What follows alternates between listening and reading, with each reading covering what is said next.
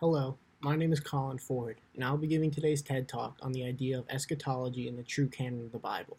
I'm going to relate the issues of unity and lack thereof that we have in today's world, which I have learned about through our faith, reason, and culture class. I was very fascinated with both of these concepts because they are both really up for interpretation. These two concepts are both very interesting because in eschatology, in reality, it deals with the unknown. What I mean by this is that one definitely does not know what happens after death. As a Christian, I believe that we die and stand before God, as He makes the final judgment to either send us to heaven or hell.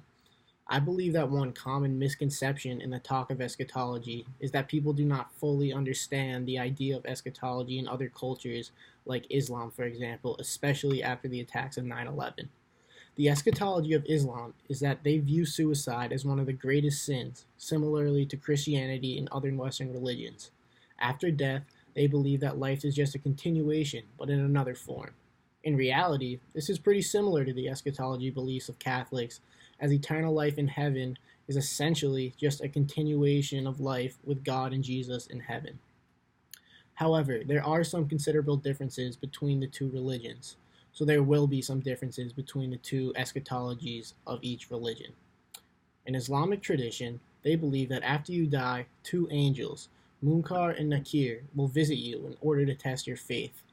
We don't see any type of this test after death for Christians, but Christians do believe that the devil is constantly trying to tempt us throughout our lives, and it is our job to turn away from him and turn towards God.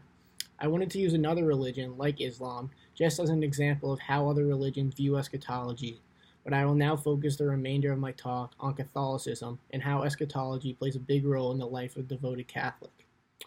One big concept of eschatology in the Catholic world is the second coming of Jesus Christ. One interesting thing I learned about this concept of the second coming is that Jesus will come back at a time when the world needs him the most.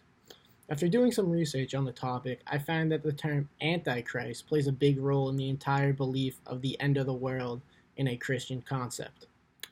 The term Antichrist is only named 4 times in the Bible, and it is generally regarded that this person will appear right before Jesus appears again during the last hours, according to the Gospel of John. According to Catholic eschatology, this person will deny Jesus as Christ and will reject the whole concept of God being the Father and Jesus as the true Son of the Father. This is a very interesting concept to think about because everyone generally views the concept of Catholic eschatology as just going to heaven after you die, to put it into simple terms. No one really thinks about the causes and the effects of the end of worlds. Well, obviously, this does not apply to most people who follow Catholicism today because we will have already died well before the final days have come, which will be far into the future. One way that this relates to one of our classroom discussions is the Black Mirror episodes from November 7th. Although we already wrote an assignment on this, it relates very well to the whole concept of eschatology because these episodes relate to people living in their own personal hell. The 2 episodes that I'm going to talk about briefly are White Bear and Be Right Back. In White Bear, the main woman is experiencing her own personal hell as she has to relive each day as she is hunted down with no recollection of why she is there. It is revealed later in the episode that she is being punished for committing a crime, and this is her punishment, almost acting like jail. In Be Right Back, the woman is living in her own personal hell as well, as she realizes the fake Ash will never be the same as he was before he died in the car crash, and she does not know how to go on without him, and it ends up driving her insane. This type of mental torture, in a way, is a sense of how Catholics view hell. Providing a cultural example of what hell can be like is essential for understanding the idea of eschatology because you can see what hell might be like for the people of the Catholic faith. Before I went to research anything on the concept of eschatology, I was not sure what I would find. However, I hope that I was able to provide some insight on how eschatology differs from each religion and how some of these aspects appear to be very similar to Catholicism, although they might not appear to be on first glance. Most people don't generally associate Catholicism and Islam as very similar, but I hope that you are now able to see the distinct similarities between the two religions, as they both believe in a type of afterlife that is just a continuation of life after we die. Looking at another topic that I'm very interested in is about the true canon of the Bible and how some books are not inserted into this true canon of the Bible. One book that I would really like to look into is the Gospel of Thomas, which is all about Jesus as a child and is not seen in any of the canonical Gospels. This book is particularly interesting because we can see a whole nother side of Jesus that not many people have seen before because they are not digging for the unwritten canonical Gospels. We see Jesus as a rambunctious child who is mildly misbehaved, and it is not part of the canonical Gospels, and I'd like to examine why. Throughout the Gospel, Jesus is causing trouble and is the complete opposite of how Jesus is depicted in the 4 canonical Gospels. I believe that they did not put this canon in because it puts Jesus in a bad light in a sense, and he is definitely not depicted in the same way in the other 4 Gospels. However, this piece of text should be in the canonical Gospels because it is almost hypocritical of everything that Jesus embodies. Throughout the 4 canonical Gospels, Jesus preaches to turn away from sin. However, Jesus understood that we humans are not perfect. We will fail and we will make mistakes.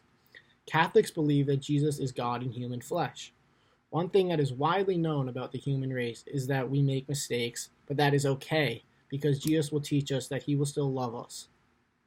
If this gospel was included in the canon, it would show people of the Catholic faith that Jesus did have his occasional flaws, just like every other mortal being who follows Catholicism. Please take this with a grain of salt because, without saying, Jesus is far above any human, but experiences glimpses of human fault, especially as a child. Being a child requires you to make mistakes and learn from them. Jesus did learn from his flaws, as seen in the 4 canonical Gospels, but the Gospel of Thomas still should be included because it provides us with the full story, not just the perfection of Jesus. It would provide people with a sense of security as well, because they would not feel too bad with their own shortcomings, as it can happen to anybody, including Jesus.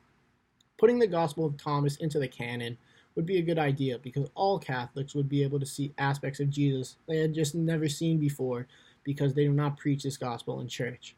These aspects would give them reassurance as well because Jesus at times will come short just like them. Will give them a true sense of what Jesus was like throughout his life, not just the good parts. In closing, I hope that you get 2 takeaways from this talk. The first is that many different religions have the same general ideas of the afterlife, even if they appear very different at first. We need to acknowledge and accept these because it will create more unity in a world where unity is incredibly lacking.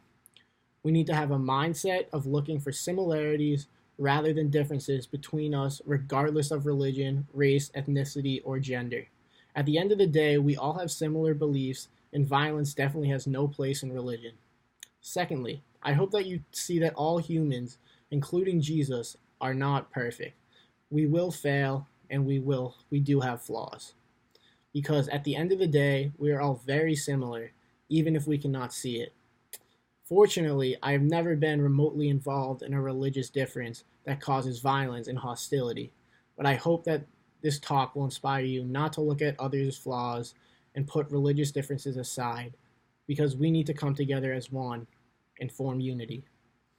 Unity will also fix religious division, and there is no place for hostility and prejudices. Please look for the similarities and not the differences in one another. Thank you.